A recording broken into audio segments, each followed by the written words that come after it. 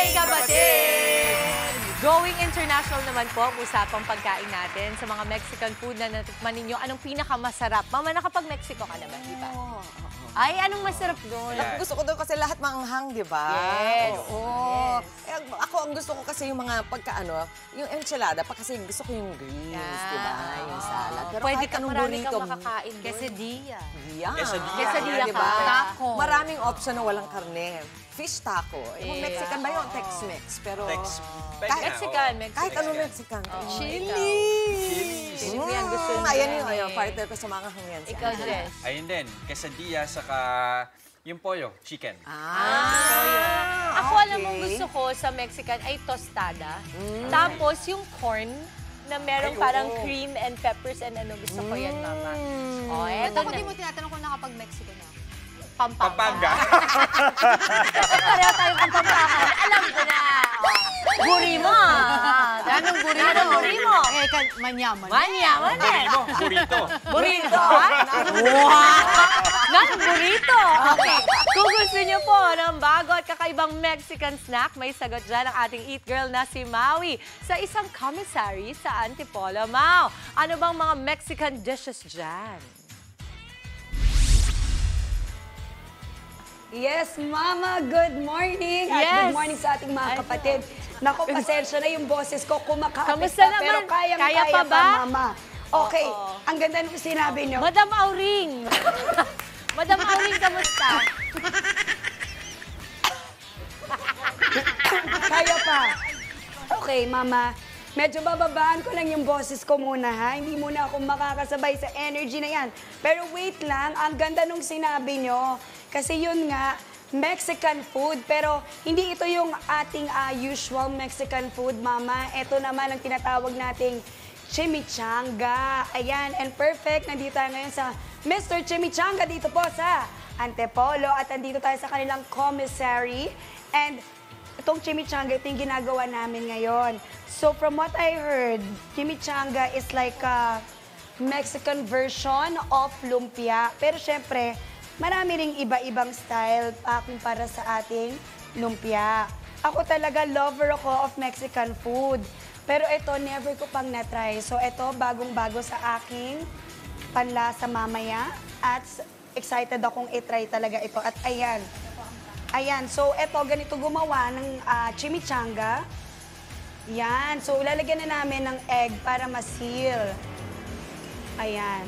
O, halatang halata kung ano yung akin at yung kay ate. Okay, yan. So ganito yung paggawa. Pero mga kapatid, pakita ko po sa inyo yung final version or yung magiging itsura niya pag kayo ay nag-try. Ayan, ang ganda na niya, diba? Ayan, so meron na siyang mga toppings, may sauce. Okay, at para pag-usapan pa ang chimichanga, tawagin po natin ang owner, si Sir Alex. Hi, Sir Alex. Good morning. Eric Okay. Ay, Sir Eric. Sir Eric. Okay, Sir Eric. Good morning. Yes, ma'am. Good morning. Si Sir Alex yung kahapon. Sorry, nag-collab na yung utak ko. Okay, Sir. Okay, kwentuhan nyo kami sa chimichanga. Paano nag-start yung Mr. Chimichanga? So, kasi like you, ma'am, kaming mag-asawa, mahilig kami sa Mexican food. Ay, I love it. Sa inyong mga wrap. So, nakita namin na hindi pa masyadong kilala yung chimichanga dito. Yes. And it offers a unique, anong tawag dito, style of cooking kasi ifina-fry siya eh. That's right. So, that's our difference from all the wraps in the market. So, that's Okay. why our goal is to democratize. Although there are some restaurants offering this, Opo. pero kami lang po yung totally focused on selling this. Sa chimichanga. Yes, Okay. ma'am. Sa food cart version. Okay, I love it kasi parang feeling ko dito sa bansa natin, hindi pa ganun karami Yes, ma'am. ang Mexican food and especially like you said, yung talagang nakafocus lang sa chimichanga. Yes, ma'am. Okay, sir, kung i-describe nyo ang chimichanga, paano mo i-describe yung lasa niya? Opo. Actually, ano siya eh, para siyang Mexican version of lumpia. Okay. Except, since Mexican siya, meron siya ng mga Mexican ingredients like, Like? corn. Okay. And we also have cilantro. That's yung pinakasikat na ingredients nila. That's right. Oo. Ako mahilig ako sa cilantro eh. Yes. Pero syempre dito kasi sa atin, hindi natin ginagamit masyado ang cilantro. Okay, eto na. I'm excited kasi matatry ko siya mga kapatid. Pero bago ko siya itry, medyo pahihirapan muna tayo para mas sulit yung pagtikim natin. So eto mga kapatid, sa harap natin, nandito yung mga chimichanga. Yes, ma'am. This is the beef. We have Beef. Okay, this is the beef. Apo. Ito. And then meron din tayong chicken flavor. Chicken, and we also have pork. Pork. Okay, Apo, so those are the three kinds. Three Three kinds. flavors, mga kapatid. Yes, ma'am. Okay, so first, we're gonna start with this. Ano That's pong tawag dito? garlic mayo po. So, ganyan lang. Ayan. Ganyan na ganyan po. Ganyan na ganyan. Alright. And then, And then, lalagyan nyo po siya ng toppings nyo. So, tomato and white onions. gano'ng po. karami yung tomato, sir? Konti lang. Pili lang po kayo kung ano, since ano naman. Nasa sa kayo akin naman. Ako naman daw titikim. Opo. Pero sir, balita ko, itong chimichanga nyo, medyo in-adjust nyo ng konti para sa Yes, panlasa ng mga Pinoy. Opo, Tama po ba? opo. Ano yung in-adjust nyo? So like for example po yung beans, hindi naman tayo ma-beans sa ano natin, sa Filipino Opo. panlasa natin. So hindi namin masyadong, actually hindi namin nilagyan ng beans. Okay. So, more of ano, yung meat niya and yung corn at saka yung cilantro and Okay. lettuce. Okay, so mas ano siya, mas malasa siguro, no? And mas Opo. siksik sa Opo. meat. Opo. Okay, pwede ko na bang itry, hiwain or kagatin? Okay, may panghiwa ba tayo? Or pwedeng iganon ko ba Opo, to, pwede sir? nyo na pong Pwede- ano, parang hotdog po siya na. Pero yan. pwede ko siyang i-break para mapakita ko Pwede yung rin loob. ma'am. Opo, pwede Okay, rin. eto mga kapatida. So, ayan na po yung finished product. And then, pag inopen natin Crunchy. siya, crunchy talaga. Wait lang. Uy, ayun. Oh, wow. Ayan. Kita? Okay. Kasi crunchy yung labas, pero yung loob talaga, may kita nyo, nandun yung mga laman at siksik. Okay, kakagat na ako. Ito na. Oh my God. Ang sarap. Yes ma'am. Para kang kumain ng rolled tacos. Opo. Diba? Yes ma'am. Sobrang sarap. Oh my Thank you. gosh. Hindi ko alam bakit hindi ko to kinakain pag nag-US ako. Kasi, yun nga, ako rin po kasi sir, lumaki ako sa US. So, Mexican food, paborito ko, pero hindi ko napipili yung chimichanga. Ngayon, nagsisisi na ako. Now, eto, mga may cheese.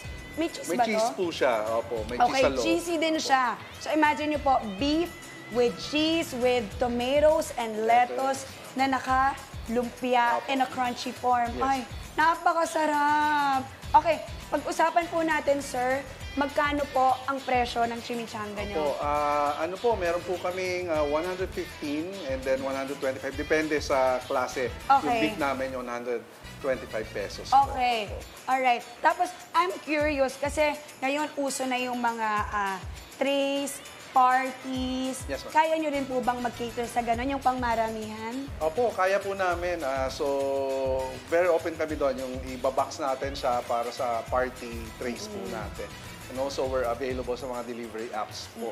So, Perfect. Okay, ako mga kapatid, I'm so happy kasi while mahal na mahal natin ang sarili nating pagkain, mga Filipino dishes, I think it's also important na mag-explore din po tayo Yes. ng iba't ibang klaseng pagkain. At ito na nga, si Sir ay nagdala or gumawa ng Mexican dish called chimichanga. Ayan mga kapatid, once again, sinabi ni Sir para po siyang lumpia. Sa mga curious i-try dyan, ang chimichanga. Sir, saan kayo mahanap at paano? Opo, our first store po is located at Ayala Malls Feliz sa Pasig City. But we have an upcoming store dito sa Upper Antipolo din. And we're opening for franchise po. So, we really intend to expand it nationwide po. Wow. And you opened this one when? We opened the first one po, I think that's February this year. Wow. Opo. Okay, perfect. Nagpa-pop-up markets din ba kayo? Right now, wala po kami pop-up. Pero open po kami. May mga upcoming kami na pop-up markets. Okay. Wait lang, I just want to say, sobrang sarap niya. Natuwa ako. Kung pwede ko na Thank you. ubusin lahat, pero kailangan ko po mag-extra. Okay, sir, maraming salamat for Thank you. accommodating us so early. Sir Eric and sa team mo, maraming salamat. Okay, mga kapatid, alam niyo na kung gusto niyo pong itry ang Mexican dish called chimichanga. Napakasarap po, I highly recommend. At alam niyo na, kung saan kayo magta-try, dito lang yan. Sa Mr. Chimichanga. And like you said, pwedeng mag-deliver. Opo, we're available sa mga delivery apps. So, yung mga malapit po sa location namin, pwede pong umorder. Search lang nila, Mr. Mr. Chimichanga. Perfect. Thank you, Sir Yeah, Eric. thank you. Thank you Ayan, po. mga kapatid, that is it for this morning's On The Go. Back to the studio. Wow! Mau, penge kami niyan, ha? Maraming salamat, Maui. Ay, ang saya, no? Kasi, Yes, Mama. ang ganda pag nakikita si Mau na tinatry niya talagang gawin yung mga food, di ba? Mau, thank you nga pala sa pagbubuk ng restaurant sa akin kahapon. Ganyan din halos yung kinain ko kahapon, eh. Thank you, Mau. Pero yung kapatid ko, maaasahan pagdating sa pagkain, eh. Pero parang di tumataba. Hindi tumataba. Naman. Mga kapatid, Maui David po. Para laging updated sa viral food spots at unique destinations, mag-follow at subscribe na sa social media pages ng News 5.